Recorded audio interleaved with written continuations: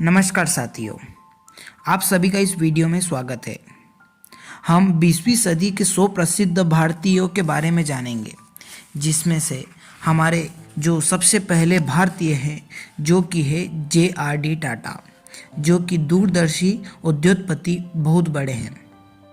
JRD Tata को इस शताब्दी का महान पुरुष और उद्योगपति माना जाता है। उनमें जो सूझबूझ और दूरदृष्टि थी और जिसके कारण टाटा उद्योग का इतना अधिक विस्तार हुआ, इसके संबंध में व्यापक विचार करने की आवश्यकता है।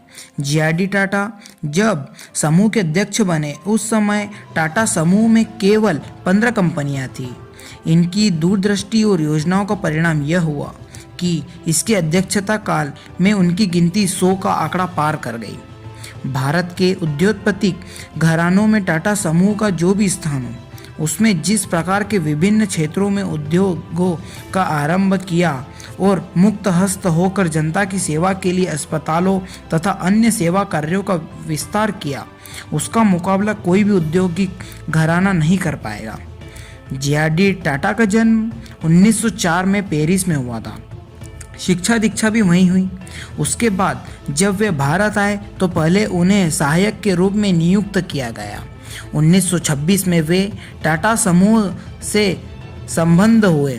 JRD टाटा वह पहले भारतीय थे जिन्होंने व्यक्तिगत रूप से विमान उड़ाने की अनुमति और लाइसेंस प्राप्त किया। उन्होंने पहल 1929 में कराची से बम्बई तक उड़ान भरी। भारत में हवाई अड्डों का कोई विशेष प्रबंध नहीं था।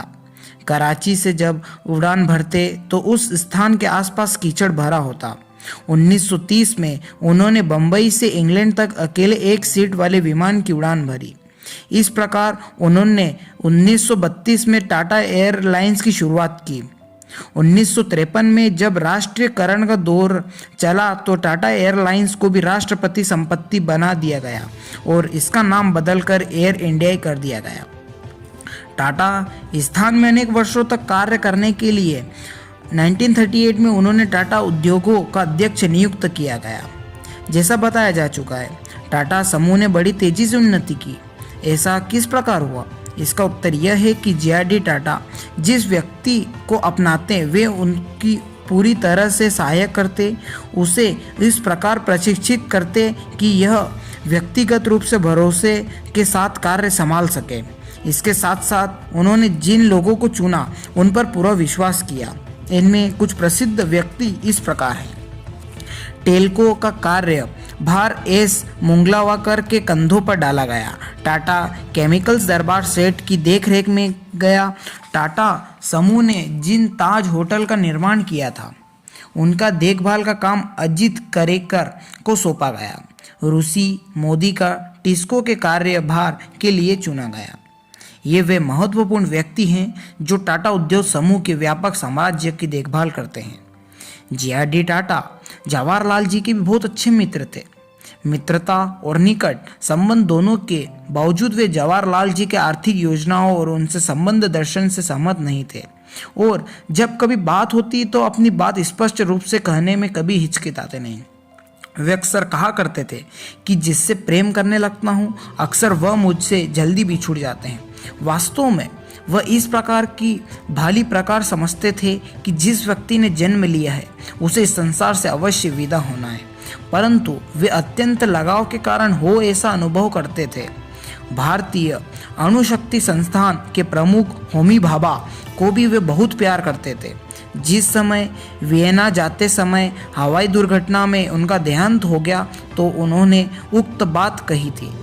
JRD टाटा की सफल का कारण यह था कि वे किसी भी कार्य को पूर्ण दक्षता से करते थे। उनके इन्हीं गुणों के कारण वे भारतीय सरकार द्वारा बनाई गई अनेक समितियों के सलाहकार सदस्य भी थे।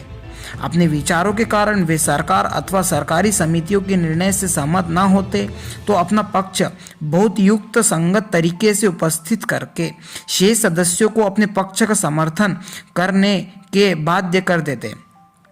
जहां उन्होंने टाटा उद्योगों की भारी विस्तार किया, वहां उद्योग समूह की ओर से किए जाने वाले सेवा के क्षेत्रों में भी बहुत कार्य किया। उन्होंने अनेक श्रेष्ठ अस्पतालों की स्थापना की। उनकी रुचि कला, विज्ञान, थिएटर, शिक्षा और परिवार नियोजन आदि में भी थी। इन सभी योजनाओं के लिए उन्होंने संरक्षक की भूमिका निभाई। उनका विश्वास था कि देश की जल्दी से आगे बढ़ने के लिए टेक्नोलॉजी का विस्तार करना चाहिए। भारत सरकार ने 1992 में उन्हें सर्वोच्च सम्मान भारत रत्न से सम्मानित किया था। जे.आर.डी. टाटा के पुराक ईरान से उस समय भारत आए थे जब वह जनता को इस्लाम धर्म कबूल करने के लिए विवश किया जा रहा था। इनके एक पुरखा जमशेदजी नशेरवानजी देश के में ऐसे भविष्य दृष्टा थे जिन्होंने जमशेदपुर में इस्पात कारखाने की स्थापना करके देश के औद्योगिक क्रांति का सूत्रपात किया। आज सब जानते हैं कि टाटा औद्योगिक समूह देश का एक महत्वपूर्ण सर्वोपकारी समूह में गिने जाने वाला समूह है। यह थी हमारे 20वीं सदी के सबसे पहले प्रसिद्ध भारतीय के बारे में।